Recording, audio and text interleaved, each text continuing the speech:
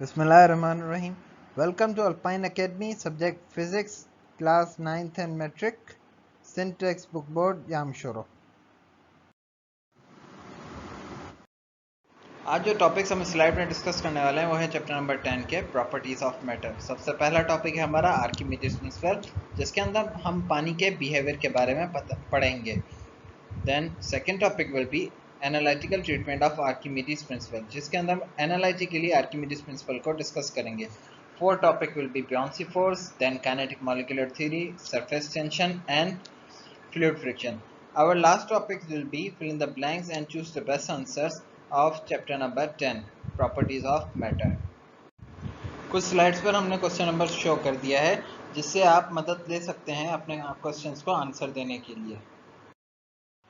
Archimedes principal हम हमारे आमतौर पर ज़िंदगी के अंदर देखते हैं कि जो बड़ी बड़ी शिप्स होती है वो पानी के अंदर फ्लोट करती है पानी के ऊपर, लेकिन अगर हम छोटी सी एक नीडल पानी में फेंकते हैं तो वो पानी में डूब जाती है। यही सेम चीज़ आर्किमिडीज ने भी ऑब्जर्व की। उसने एक प्रिंसिपल दिया, वो प्रिंसिपल है the principle state that when a body emerged completely or partially in a liquid will experience an upthrust force equal to weight of liquid displaced by the body. ये principle क्या कहता है? ये बोलता है कि जब भी एक बॉडी पानी के अंदर जाती है तो पानी उसके ऊपर एक अपथ्रस्ट फोर्स लगाता है। ये अपथ्रस्ट फोर्स उतनी ही होती है जितना कि वो बॉडी पानी को डिस्प्लेस करती है। मींस पानी की जगह वो बॉडी खुद जितनी लेगी तो उसके ऊपर उतनी ही अपथ्रस्ट फोर्स लगेगी।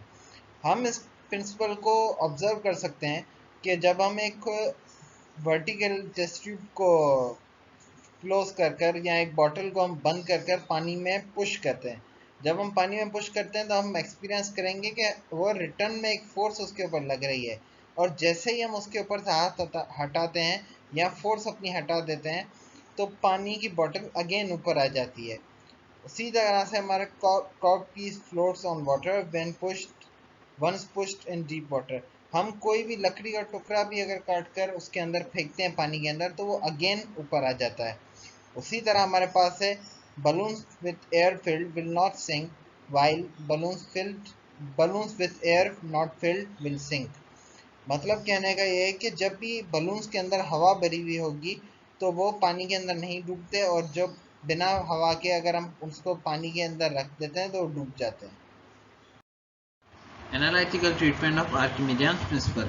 इस प्रिंसिपल के अंदर हमारे पास दो सिलेंडर्स हैं, ठीक है। एक सिलेंडर बड़ा है जिसके अंदर पानी फिल्ड है और उसी के अंदर हमने एक छोटा सिलेंडर रखा हुआ है। हम ये चीज़ ऑब्जर्व कर रहे हैं कि जब हमने ये छोटा सिलेंडर पानी के अंदर रखा हुआ है तो उसके ऊपर दो प्रेशर्स लग रहे हैं, एक प्रेशर P1 और प्रेशर P2। P1 हमारा टॉप प्रेशर है और P2 हमारा बॉटम प्रेशर है। इसके ऊपर ही दो फोर्सेस भी लग रही हैं। एक तो हमारी फोर्स लग रही है F1, ठीक है, और दूसरी फोर्स हमारी डाउनवर्ड एक्ट कर रही है F2। यहाँ पर हमारी हाइट है जो इस सिलेंडर के टॉप से लेके इस सिलेंडर के टॉप तक है, और दूसरी हाइट हमारी इस सिलेंडर के टॉप से लेके इस सिलेंडर के बॉटम तक है। तो ये हमारी कौन सी हाइट है? ये हमारी H2 है। और इस सिलेंडर जो हमारा अंदर रखा हुआ है, इस सिलेंडर की हाइट कितनी है? सिलेंडर की हाइट H है। तो आए जरा हम इधर डेरिवेशन की तरफ चलते हैं। अब हमारे पास है pressure exerts on top and bottom of the surfaces of object rho GH1 और रो GH2। उसके ऊपर जो प्रेशर लग रहा है टॉप और बॉटम सरफेसेस पर वो इक्वल टू किसके हैं? रो GH1 और रो GH2। H1 and H2 are depth of top and bottom respectively. F1 and F2 are forces, F1 acting upward here and F2 acting downward here. Resultant vertical force acting on top surfaces में जितनी भी forces हैं हम उनकी जब addition करते हैं तो कितनी forces होती हैं? अब हमारे पास दो forces लग रही है, एक तो AP means area and pressure plus F1। जो हमारा F1 है वो इक्वल टू किसके है? A row GH1। तो हमने उसको कंप्लीट फॉर्म में लिख दिया है, ठीक है। उसी तरह हमारे पास बॉटम सरफेस का भी हम इसी तरह लिखते हैं, AP is equal AP plus A rho GH2। अब हम इनकी नेट फोर्स मालूम करते हैं कि आखिर सिलेंडर के ऊपर ही सिलेंडर की जो एरिया है उस या सिलेंडर है उस पर ही कितनी फोर्स लग रही है। तो उसमें से हम जो हमारी टॉप फोर्स है उससे माइनस कर देंगे बॉटम फोर्स को, मींस F1 माइनस F2। तो यहाँ पर हमारे पास नेट फोर्स है, ठीक है, AP प्लस ए रो जी H1 माइनस AP प्लस ए रो जी H2। अब ए रो जी हम इन दोनों को कॉमन ले लेते हैं, तो हमारे पास क्या बचता है ये, और हमारा AP और AP ये दोनों आपस में कैंसिल हो जाते हैं क्योंकि प्लस और माइनस होते हैं। तो हमारे पास आखिर में क्या बचता है यहाँ पर, ए रो जी H हमारा क्या है, H हमारा डिफरेंस है किसका, H2 और H1 का, और ये हमें क्या देता है, हमें सिलेंडर की हाइट देता है जो हमारी क्या है H। यहाँ पर ये बात भी लिखी हुई है, A rho G H1 is upthrust force of liquid on a object immersed in a liquid। ये वो फोर्स है कि जो ऑब्जेक्ट हमने पानी के अंदर डिप किया है, यही फोर्स है कि जो इस ऑब्जेक्ट को अपथ्रस्ट फोर्स है जो उसको वापस ऊपर फेंकेगी। और हमारा जो A और H है means area multiply by H, इसको हम वॉल्यूम भी कह सकते हैं, और हम इस तरह भी लिख सकते हैं कि AH rho is equal to volume into rho. We conclude that upthrust force is equal to weight of liquid displaced. Apparent weight is equal to actual weight minus weight of water displaced. Heavy objects easy to lift in water. हमने इससे ये conclude किया कि जो upthrust force object के ऊपर लगती है वो एक्चुअली वही फोर्स होती है कि उस ऑब्जेक्ट ने जितना वाटर या जितना वाटर का वेट डिस्प्लेस किया है उसके ऊपर उतनी ही अपथ्रस्ट फोर्स लगती है। और जो वेट होता है उस ऑब्जेक्ट का पानी के अंदर, वो वही वेट होता है कि उसके जो एक्चुअल वेट होता है अगर हम उसमें से माइनस करते हैं वो वेट जो इतना उसने पानी डिस्प्लेस किया है, तो हमें क्या मिलता है, हमें उसका अपेरेंट वेट मिलता है। हमने जो ऑब्जेक्ट्स हैवी होते हैं वो अक्सर औकात पानी के अंदर इजीली खुद को लिफ्ट कर सकते हैं। जिस तरह हमारे पास मिसाल है, अगर बड़ा पेट्रोल का सिलेंडर है और वो खाली है, अगर वो हॉलो है तो पानी के अंदर इजीली लिफ्ट कर रहा होता है। और दूसरा हमारे पास क्रोकोडाइल है, क्रोकोडाइल इतना हैवी होता है कि वो जमीन पर स्लोली कदम उठाता है, लेकिन वो पानी के अंदर बहुत आसानी से या बहुत तेजी से स्विम कर सकता है। Buoyancy force. The upward force exerted by water is called buoyant force. ये वो फोर्स होती है जो पानी किसी भी बॉडी को ऊपर पुश करने के लिए लगाता है। जब भी कोई बॉडी पानी के अंदर जाती है तो वो जितना वेट वाटर का डिस्प्लेस करती है, ये फोर्स उसी के बराबर होती है। ये फोर्स उस बॉडी को अपवर्ड डायरेक्शन में पुश करती है। जब भी कोई बॉडी पानी के अंदर होती है तो उसके ऊपर दो फोर्सेस एक्ट कर रही होती है, एक वेट होता है ऑब्जेक्ट का और दूसरा बियॉन्सी फोर्स होती है जो कि अपवर्ड डायरेक्शन में पुश कर रही होती है। जो आपका वेट होता है वो एक फिक्स क्वांटिटी होता है, लेकिन जो बियॉन्ड फोर्स होती है वो वेरी कर रही होती है। अब हम डिस्कस करते हैं हमारे बियॉन्सी फोर्स और वेट के रिलेशन को। तो सबसे पहली पॉइंट हमारे पास है कि जब हमारी बियॉन्सी फोर्स वेट के बराबर होगी, object upper surface will coincide with surface of liquid. Means object की जो अपर सरफेस है वो लिक्विड के साथ कोइंसाइड करेगी, वो लिक्विड की सरफेस के साथ फ्लोट करेगी। सेकंड पॉइंट है, जब हमारी बियॉन्सी फोर्स हाफ हो जाती है वेट के, तो हमारा जो ऑब्जेक्ट है वो हाफ पानी में फ्लोट करेगा और हाफ आउटसाइड द वाटर होगा। थर्ड पॉइंट है हमारी, जब हमारी बियॉन्सी फोर्स 1/10 हो जाती है वेट के, तो जो ऑब्जेक्ट है हमारा उसका 1/10 वॉल्यूम अंडर द लिक्विड होगा और बाकी वॉल्यूम हमारा बाहर होगा, बाहर की सरफेस पर फ्लोट करेगा। उसी तरह जब हमारे पास बियॉन्सी फोर्स 1 टाइम्स 100 हो जाती है वेट के, तो जो ऑब्जेक्ट का 1% होता है वो पानी के अंदर होता है और बाकी बाहर होता है। फोर्थ पॉइंट इज कि जब हमारा ऑब्जेक्ट की बियॉन्सी फोर्स ज़्यादा होती है वेट से, तो उस सूरत में ऑब्जेक्ट बाहर फ्लोट करता है। आप अगर फोर्स लगाकर उसको पुश करके पानी में भी लेकर जाएंगे तो अगेन बाहर आ जाएगा। Consider submarines. पीछे जो हम रिलेशन पढ़कर आ रहे हैं बियॉन्सी फोर्स और वेट का, वो हम सबमरीन को डिस्कस करके ज़्यादा आसानी से समझ सकते हैं। सबमरीन्स पानी के ऊपर फ्लोट भी कर सकती हैं और पानी के अंदर डाइव भी कर सकती हैं। वो अपने अंदर एक टैंक रखती हैं जिसके अंदर वो कभी एयर फिल करती हैं जब उन्हें ऊपर सतह पर फ्लोट करना होता है, और कभी वाटर फिल करती हैं ताकि वो पानी में नीचे फ्लोट कर सकें या पानी में नीचे डाइव कर सकें। यहाँ पर आपके पास 6 फिगर्स हैं, ठीक है। सबसे पहले उस सबमरीन के अंदर एयर फील्ड है, जब उसको डाइव करना है तो उसमें कुछ एयर बाहर निकाली है और पानी इनहेल किया है। जब उसके अंदर बहुत सारा पानी हो गया है तो वो बहुत डीप में जा रही है। अगेन जब उसको ऊपर जाना है तो उसने हाई प्रेशर एयर अपने अंदर जनरेट की है, जिसकी वजह से पानी जो है वो बाहर गया है। पानी बाहर जाने से जो हमारी सबमरीन है वो आहिस्ता आहिस्ता ऊपर आ रही है और अगेन अपनी सरफेस पर आ गई है। तो उससे हम ये कंसीडर कर सकते हैं कि जैसे ही ब्योंसी फोर्स हमारी ज़्यादा है तो सरफेस पर हमारी सबमरीन फ्लोट कर रही है, लेकिन अगर हमारी ब्योंसी फोर्स कम होती जाती है या वेट हमारा ज़्यादा होता जाता है तो सबमरीन डीप में डाइव करना स्टार्ट हो जाती है। Example 10.5. An iceberg having a volume of 2060 cm3 floats in a seawater with a portion of 224 cm3 above the surface of water. Density of seawater is 1.03 gram per centimeter cube. Calculate density of ice. अब हमारे पास data में क्या क्या चीज़ें given है। हमें volume of iceberg given है, ठीक है, यहाँ पर। उसके बाद हमें कैलकुलेट क्या करना है, हमें वॉल्यूम ऑफ आइसबर्ग पानी के अंदर कितना वॉल्यूम होगा। अब हमें एक्चुअल वेट गिवन है और एक्चुअल वॉल्यूम गिवन है, और जो वॉल्यूम उसने पानी के अंदर कवर किया हमें वो गिवन है। हमारे पास जो एक्चुअल वॉल्यूम है हम उसमें से जो वॉल्यूम उसने पानी के अंदर कवर किया उसको माइनस कर देते हैं, तो हमें क्या कौन सा वॉल्यूम मिल जाता है, हमें वो वॉल्यूम मिलता है कि जो उसका पानी के अंदर है। पानी के अंदर उसका वॉल्यूम है 1836। जो डेंसिटी है पानी की वो कितनी है, 1.03 ग्राम पर सेंटीमीटर क्यूब। और हमें मालूम क्या करना है, हमें आइस की डेंसिटी मालूम करनी है, जो हमने डी के साथ शो की है। आप चाहे तो रो टू के साथ भी शो कर सकते हैं। अब हमने पढ़ा है कि अपथ्रस्ट फोर्स जो होती है वो इक्वल टू होती है वेट ऑफ आइसबर्ग। जो हमारे पास वेट 1 है वो क्या है, वॉल्यूम 1 आइस की जो डेंसिटी है वो, और ग्रेविटी v, d और g। आप d की जगह रो भी लिख सकते हैं, मैं पहले भी बता चुका हूँ। और आपके पास दूसरा वॉल्यूम कितना है, या दूसरी आपके पास वेट कितना है, w2, v2 रो और इंटू g। ठीक है, हम इन दोनों को आपस में इक्वल टू में रख सकते हैं। ठीक है, तो W2 is equal to W1। हमारे पास जो भी वैल्यूज़ हैं वो हम उनकी जगह पुट करते हैं। तो W2 की हमारे पास वैल्यूज़ कौन कौन सी हैं, V2 रो और G। V2 की वैल्यू है 1836, रो की वैल्यू है 1.03 और ग्रेविटी हमारी कांस्टेंट है दोनों साइड्स पर।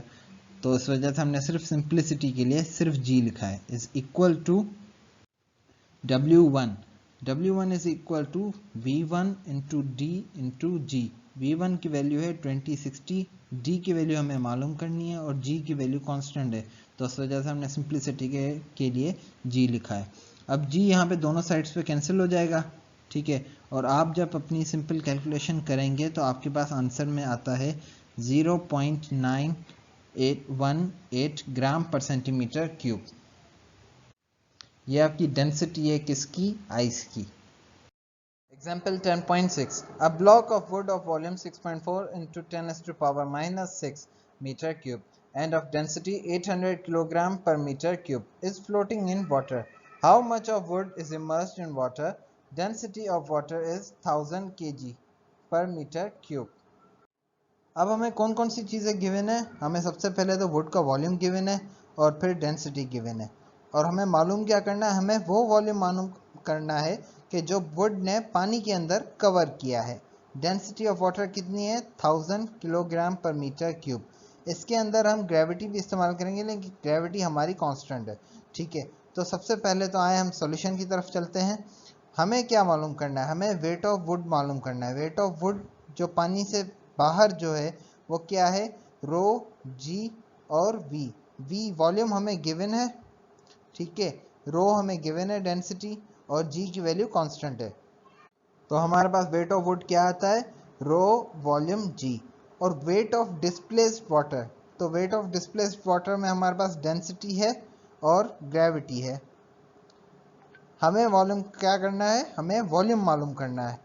तो हमारे पास लॉ है weight of displaced water is equal to weight of wood, कि जितना वाटर के अंदर वेट होगा या वाटर का जो वेट है वो उतना ही है कि जितना वेट वुड का है, या वो वेट जो वाटर में डिस्प्लेस किया गया है। तो हम दोनों इक्वेशन को इक्वल टू में रखते हैं और सॉल्व करते हैं। तो हमारे पास राइट हैंड साइड पर है weight of would. Wait of would हमारे पास क्या है 800 इंटू 6.4 इंटू 10⁻⁻6 इंटू जी। और लेफ्ट हैंड साइड पर हमारे पास क्या है weight of displace water, means जो वाटर वुड ने डिस्प्लेस किया है वो क्या है 1000। हमारे पास क्या है हमारे पास डेंसिटी है किसकी वाटर की। वॉल्यूम हमें मालूम करना है V2। और दूसरी चीज़ क्या है ग्रेविटी। ग्रेविटी यहाँ से और यहाँ से कैंसिल हो जाएगी।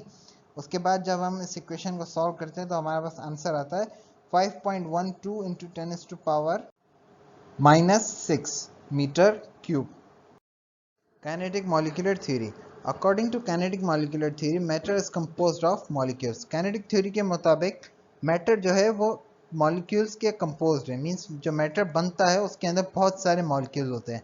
ये molecules हमेशा vibratory motion में, translating motion और rotation motion के अंदर मौजूद होते हैं और इनके पास एक kinetic energy भी होती है। इन molecules के बीच में आपस में अट्रैक्शन होती है, फोर्स ऑफ अट्रैक्शन होती है जो कि इनवर्सली प्रोपोर्शनल है उनके डिस्टेंस के। मींस अगर उनका डिस्टेंस ज़्यादा होगा तो उनके बीच में फोर्स ऑफ अट्रैक्शन कम होगी और अगर उनके बीच में डिस्टेंस कम होगा तो उनके बीच में फोर्स ऑफ अट्रैक्शन ज़्यादा स्ट्रांग होगी। Molecules of velocities of molecules depend upon temperature. The greater the temperature, greater velocities and vice versa. हमारे पास यहाँ लिखा हुआ है कि जितना भी टेम्परेचर ज़्यादा होता जाएगा मॉलिक्यूल्स का तो उनका वेलोसिटीज इंक्रीज होती जाएंगी और जितनी वेलोसिटीज इंक्रीज होती जाएंगी तो ज़ाहिर है उनके बीच में काइनेटिक एनर्जी भी बढ़ती जाएगी। जिस तरह आपने अक्सर औक़ात सुना होगा गर्मियों के दिनों में कहते हैं कि जो गैस सिलेंडर हैं जो CNG सिलेंडर्स हैं उनको कम्प्लीटली फिल ना किया जाए। वो इस वजह से ही कहते हैं क्योंकि टेम्परेचर राइज होने की वजह से जो मॉलिक्यूल्स होते हैं उनके बीच में कोलिजन ज़्यादा हो जाती है, उनकी काइनेटिक एनर्जी इंक्रीज हो जाती है, उनकी वेलोसिटीज मॉलिक्यूल की इंक्रीज हो जाती हैं जिसकी वजह से ब्लास्ट होने के चांसेस होते हैं। तो इसी वजह से ही कहते हैं कि गर्मियों के दिनों में टेम्परेचर राइज होने की वजह से आप सिलेंडर को कम्प्लीटली गैस से फिल ना करें, उसमें कुछ एम्प्टी स्पेस रखें। Surface tension. Surface tension is the tendency of liquid surfaces to shrink into minimum surface area possible. ये एबिलिटी होती है जो लिक्विड्स के अंदर देखी जाती है जिसकी वजह से वो कम से कम सरफेस एरिया कवर करते हैं। आपने अमूमन देखा होगा कि जब टेबल के ऊपर पानी पड़ा होता है तो वो कुछ ऐसा सर्कुलर होता है जिसकी वजह से वो कम एरिया सरफेस में कवर करता है। आप इस फिगर को कंसीडर करें। Molecules lying on the other side tend to pull away the molecules lying on the other side. ये जो दोनों साइड्स पे मॉलिक्यूल हैं ये एक दूसरे को आपस की तरफ अट्रैक्ट करते हैं जिसकी वजह से ये एरिया डिक्रीज करते हैं और टेंशन क्रिएट करते हैं। इसको कहते हैं कि ये फोर्स होती है जिसकी वजह से जो वॉल्यूम होता है जो यहाँ जो एरिया होता है लिक्विड का वो कम कवर करता है। Defined as force per unit length acting on either sides of the imaginary line. ये वो फोर्स होती है जो इमेजिनरी लाइन है, ये हमारी A to B imaginary line है, ये दोनों साइड्स पे फोर्सेस जो वर्क कर रही होती हैं हम इन फोर्सेस को सरफेस टेंशन कहते हैं। Force direction is tangential to the surface and perpendicular to imaginary line. Surface tension is equal to force divided by L length. इस पेज पर हमारे पास कुछ एग्जांपल्स हैं सरफेस टेंशन की। यहाँ पर आप देख रहे हैं कि एक ड्रॉप है वाटर का जो एक सरफेस पर पड़ा है, लेकिन ये देखें कि ये सर्कुलर शेप है, थोड़ा ये राउंड शेप है। इधर ड्रॉप एक लीफ के ऊपर पड़ा हुआ है, लीफ है या स्टीम है उसके ऊपर है, लेकिन यहाँ पर भी वाटर का ड्रॉप राउंड है, बिल्कुल फ्लैट सरफेस पर नहीं है। सिमिलर केसेस यहाँ पर भी हैं। Fluid friction or viscosity, the property by which fluid tends to oppose relative motion between its different layers, is called viscosity. Viscosity और fluid friction एक्चुअली जब लिक्विड मूव कर रहा होता है तो उसके बीच में कुछ लेयर्स होते हैं, जैसे आप यहाँ पर फिगर के अंदर देख सकते हैं कि यहाँ पर कुछ लेयर्स हैं। ये लेयर्स जिस तरह एक दूसरे के ऊपर स्लाइड करती जाती हैं तो जैसे अपर लेयर होती है उसको लोअर लेयर अपनी तरफ अट्रैक्ट करती है या उसका मोशन को रिटार्ड करती है, उसको स्लो करती है। जो अपर लेयर होती है उसकी स्पीड ज़्यादा होती है बनस्बत लोअर लेयर से। यहाँ पर भी आप फिगर में देख रहे हैं कि यहाँ वेलोसिटीज़ हैं, ये ब्लू लाइन से आपको वेलोसिटी शो हो रही हैं, ठीक है। जो अपर लेयर है उसकी वेलोसिटी सबसे ज़्यादा है और फिर आहिस्ता आहिस्ता वेलोसिटीज कम होती जा रही हैं। उसी तरह हमारे पास शहद है, हमारे पास वाटर है, शराब, स्पिरिट, इन सब की जो फ्लो मोशन की वेलोसिटीज़ हैं वो सब की डिफरेंट है। अगर आप एक इंजन ऑयल को ज़मीन पे फेंकें या उसकी जगह पानी को फेंकें, पानी ज़्यादा स्पीड से जाएगा बनस्बत एक इंजन ऑयल के। दूसरी बात, अगर आप उसका टेम्परेचर राइज कर देते हैं लिक्विड का तो उसके अंदर विस्कोसिटी डिक्रीज हो जाती है, लेकिन आप उसी के साथ उसका टेम्परेचर अगर डिक्रीज करेंगे तो उसकी विस्कोसिटी इंक्रीज हो जाएगी। आप ये फिगर कंसीडर करें, इनमें से कोई भी लेयर अगर हम लेते हैं तो हम उसके बारे में या हम उसके ऊपर जो फोर्स लग रही है हम उसको किस तरह कैलकुलेट करेंगे। इस स्लाइड पर हम उसके बारे में डिस्कस करने वाले हैं। Consider any layer lying at a distance x from the stationary surface. कोई भी लेयर लें जो एक x डिस्टेंस पर लाई करती है। A be the area moving with velocity v.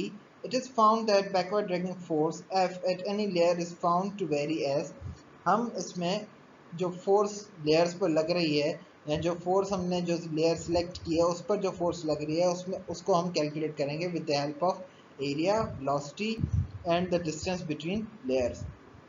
तो आए हम उसको सॉल्व करते हैं। सबसे पहली बात हमारे पास है कि जितना ज़्यादा एरिया होगा उतनी ज़्यादा फोर्स रिक्वायर्ड है, means they both are directly proportional. और जिस तरह हम फोर्स बढ़ाते जाएंगे तो हमारी वेलोसिटी बढ़ती जाएगी। So velocity and force they both are directly proportional. लेकिन अगर डिस्टेंस बढ़ जाता है तो हमारी फोर्स कम हो जाती है उनके बीच में। So it is inversely proportional.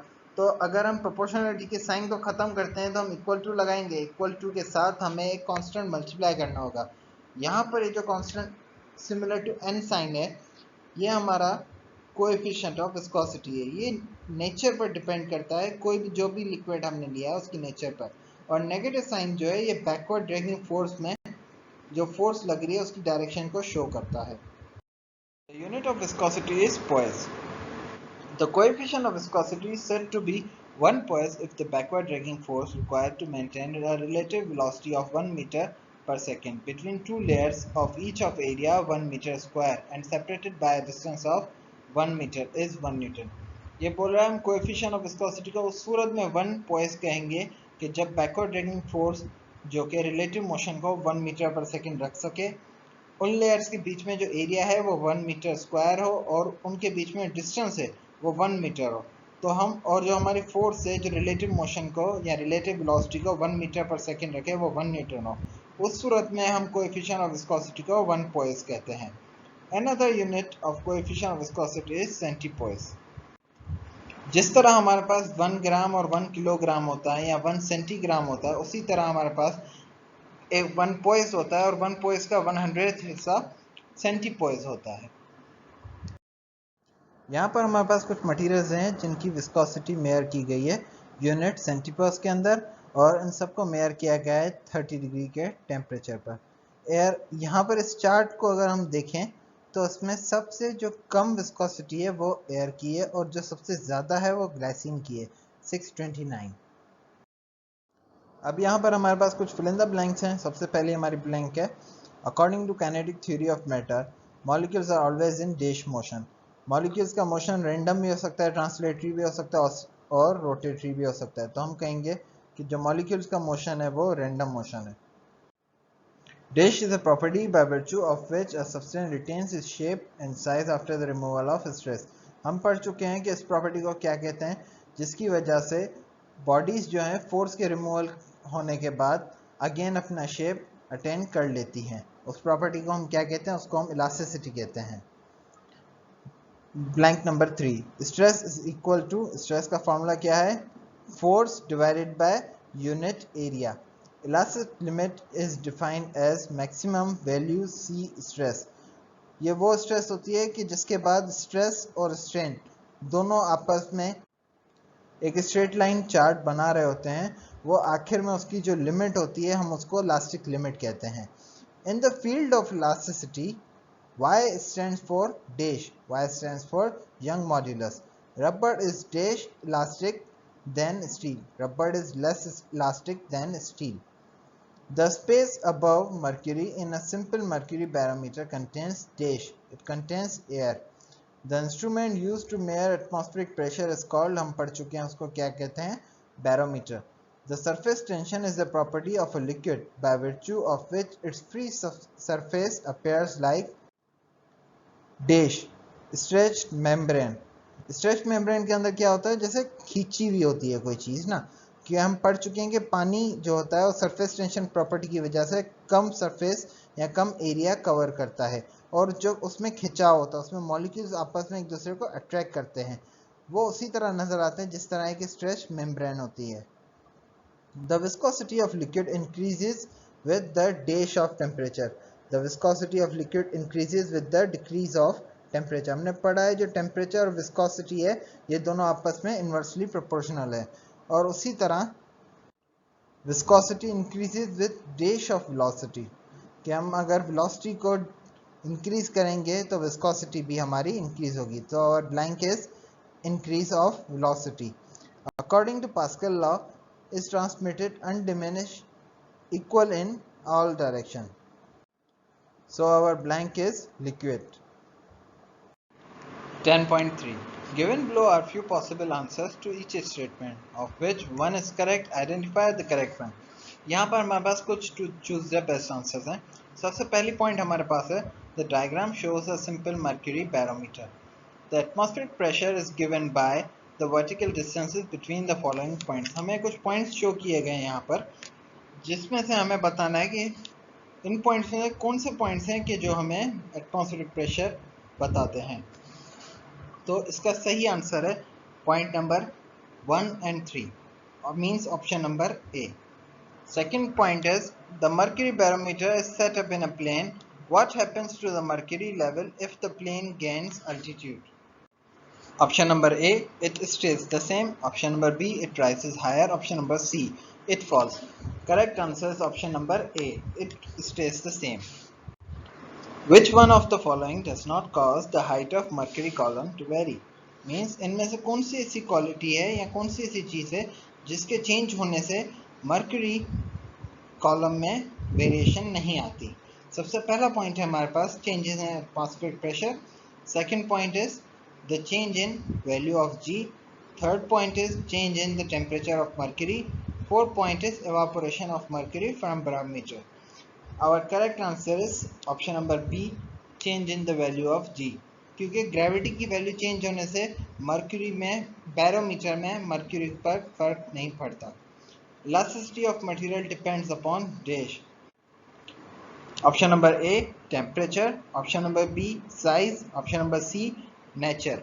कुछ ऑब्जेक्ट्स होते हैं कि जो टेम्परेचर के राइज होने से इलास्टिसिटी में तो इफेक्ट आता है लेकिन इतना ज़्यादा नहीं आता, और कुछ में कुछ ज़्यादा चेंज आता है, लेकिन जो मेन चीज़ होती है वो होती है ऑब्जेक्ट की नेचर, जिसकी वजह से इलास्टिसिटी मटेरियल की इलास्टिसिटी डिपेंड करती है।